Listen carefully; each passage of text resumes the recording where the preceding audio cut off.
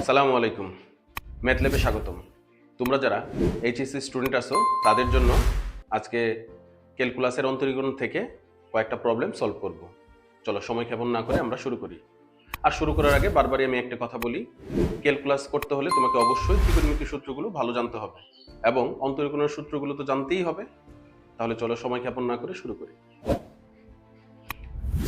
তোমরা যে প্রবলেমটা দেখতে পাচ্ছ y equal two tan inverse x হলে 1 plus x square y2 plus 2x y1 equal to 0 এটা আমাকে প্রমাণ করতে হবে। তো অঙ্কটা দেখে আমরা কি বুঝতেছি, যেহেতু এখানে y2 আছে অর্থাৎ আমাকে দ্বিতীয়বার পর্যন্ত আমাকে অন্তরীকরণ করতে হবে, অর্থাৎ দুইবার অন্তরীকরণ করতে হবে। ঠিক আছে, তো আমাদের কি দেওয়া আছে আমরা লক্ষ্য করি, y equal two tan inverse x। ওকে, তো এটা করার আগে কিছু সূত্র তোমাদের লিখে দেই। আমি জানি তোমরা জানো, তারপরেও লিখে দিচ্ছি বোঝার সুবিধার্থে। ddx tan ইনভার্স x এর সূত্রটা হলো 1/1 প্লাস x স্কয়ার। ঠিক আছে, তো প্রথমবার যখন আমরা এটাকে অন্তরীকরণ করব, y কে অন্তরীকরণ করলে কত হয় y1 আমরা জানি। tan ইনভার্স x কে অন্তরীকরণ করলে কি হয় আমরা সূত্রটা দেখি, 1/1 প্লাস x স্কয়ার। ঠিক আছে, বা আমরা একটু ক্রস গুণ করব, ক্রস গুণ করলে কি হয় y1 into 1 plus x square, আর এখানে কি থাকে 1 থাকে। আমাকে আবারও কি করতে হবে অন্তরীকরণ করতে হবে। কেন, আমাকে ওইখানে আমি প্রমাণে কি দেখতে পাচ্ছি y2 আছে, তার মানে প্রথমবার তোমরা করলাম, দ্বিতীয়বারও কি করতে হবে অন্তরীকরণ করতে হবে। বা এটাকে y ও ডিফারেন্সিয়েবল, এটাও কি ডিফারেন্সিয়েবল। তো এখানে কার সূত্রটা পড়বে বলো তো, যদি দুইটা থাকে পাশাপাশি গুণ অবস্থায় ইউভির সূত্র পড়বে। চলো আমরা ইউভি সূত্রটাও আরেকবার দেখে নিই। ddx uv সূত্রটা কি, u ddx v plus v ddx u।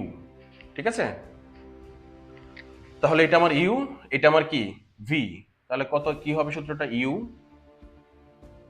ddx v plus v ddx u। আর 1 কে যদি আমরা ডিফারেন্সিয়েশন করি, 1 যেহেতু কনস্ট্যান্ট, কনস্ট্যান্টকে ডিফারেন্সিয়েশন করলে কত হয় 0 হয়। ঠিক আছে, আমি পাশ দিয়ে সূত্রটা লিখে দিচ্ছি, ddx c ইকুয়াল টু 0। এবার খেয়াল করো ভালো করে, y1 এখন এইটুকু ডিফারেন্সিয়েশন আমরা করব।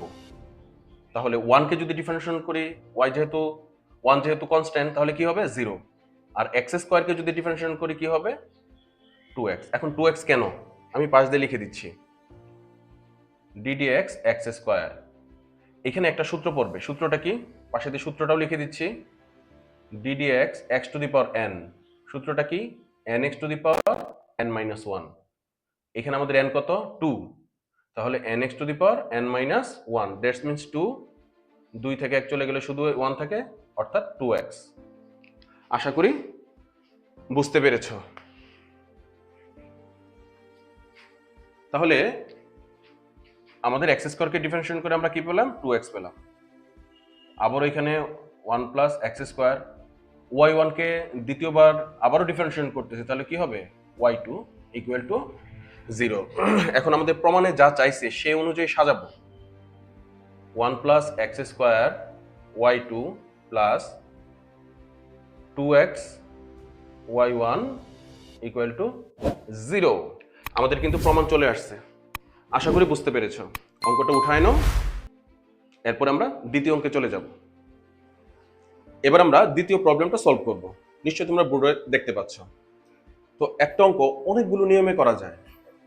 এখন আমরা যে প্রবলেমটা সলভ করব, এটা আমরা লনের সাহায্যে নিয়ে সলভ করব। ওকে, তো শুরু করি।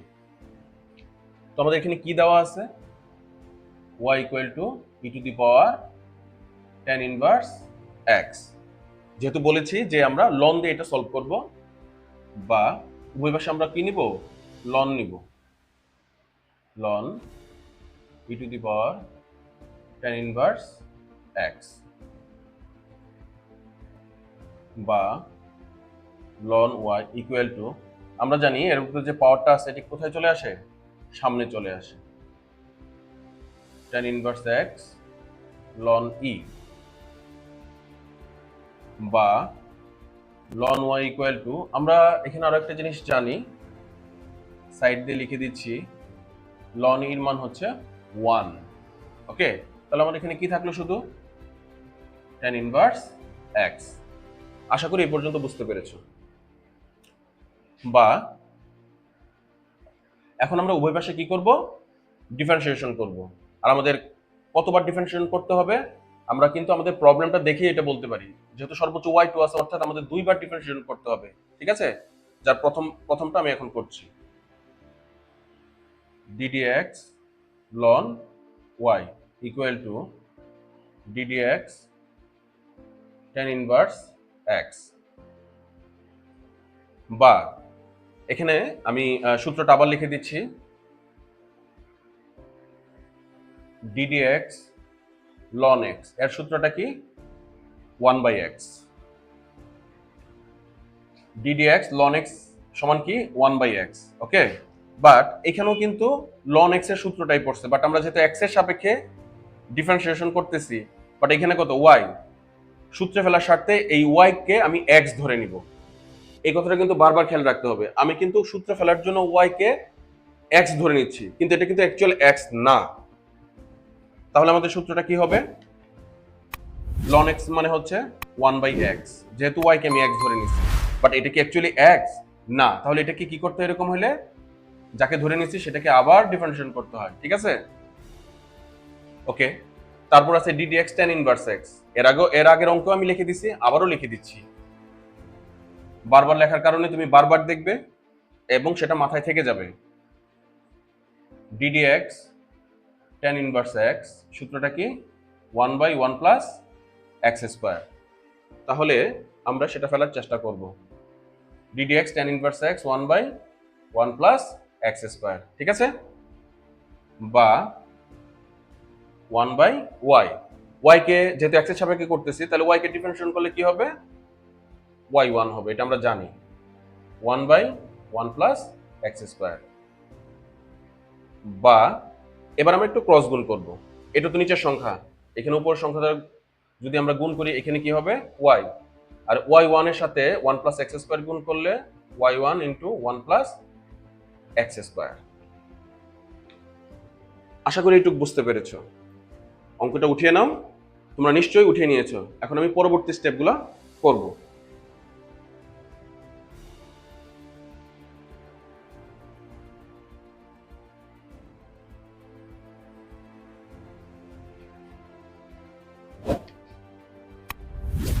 যেহেতু আমাকে দুইবার ডিফারেন্সিয়েশন করতে হবে, তাহলে এখন আমি দ্বিতীয়বার কি ফেলবো। তো সেই ক্ষেত্রে একটা জিনিস খেয়াল করো, y1 ও ডিফারেন্সিয়েবল, 1 প্লাস x স্কয়ারও ডিফারেন্সিয়েবল, y ও ডিফারেন্সিয়েবল, অর্থাৎ তাহলে এখানে দুইটা ডিফারেন্সিয়েবল জিনিস কি অবস্থায় আছে, গুণ অবস্থায় আছে। তাহলে আমি কার সূত্র ফেলবো, ইউভির সূত্র ফেলবো। ইউভির সূত্রটাও আমি আবার লিখে দিচ্ছি, ddx u v, সূত্রটা নিশ্চয়ই তোমরা এতক্ষণে মুখস্থ হয়ে যাওয়ার কথা, u ddx v plus v ddx of u। তো এটা আমার ইউ, এটা আমার কি ভি। বা তাহলে সূত্রটা কি, u ddx v plus v ddx of u. আর ওয়াই কে যদি আমরা ডিফারেন্সিয়েশন করি কি হবে, আচ্ছা এই পাশে দিয়েই দিই, একবারে পরে নামাই ওয়াই। ওকে,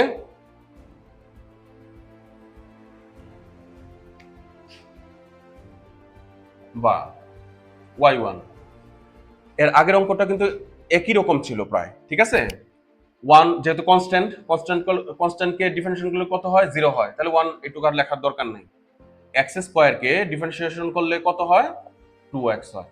ঠিক এর আগের অঙ্কটাই কিন্তু এটা আমি দেখাইছি, plus 1 plus x square. y1 কে ডিফারেন্সিয়েশন করলে কত হয়, y2 হয়, আমরা জানি। আবার ওয়াই কে ডিফারেন্সিয়েশন করলে কত হয়, y1 হয়।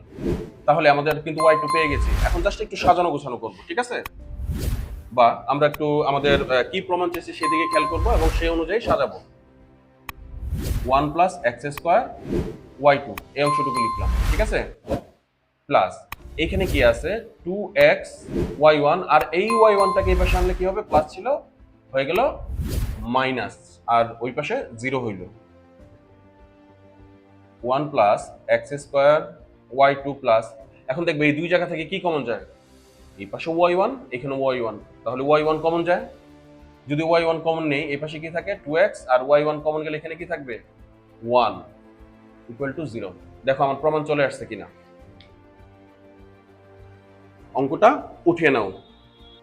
আশা করি এই প্রবলেম দুটো তোমরা বুঝতে পেরেছো। বাসায় বারবার প্র্যাকটিস করবে। যদি তুমি বারবার প্র্যাকটিস করো, আশা করি অঙ্কটা তুমি বুঝে যাবে। আজকে এই পর্যন্তই। নতুন কোনো প্রবলেম দেখার আমন্ত্রণ জানিয়ে আল্লাহ হাফেজ।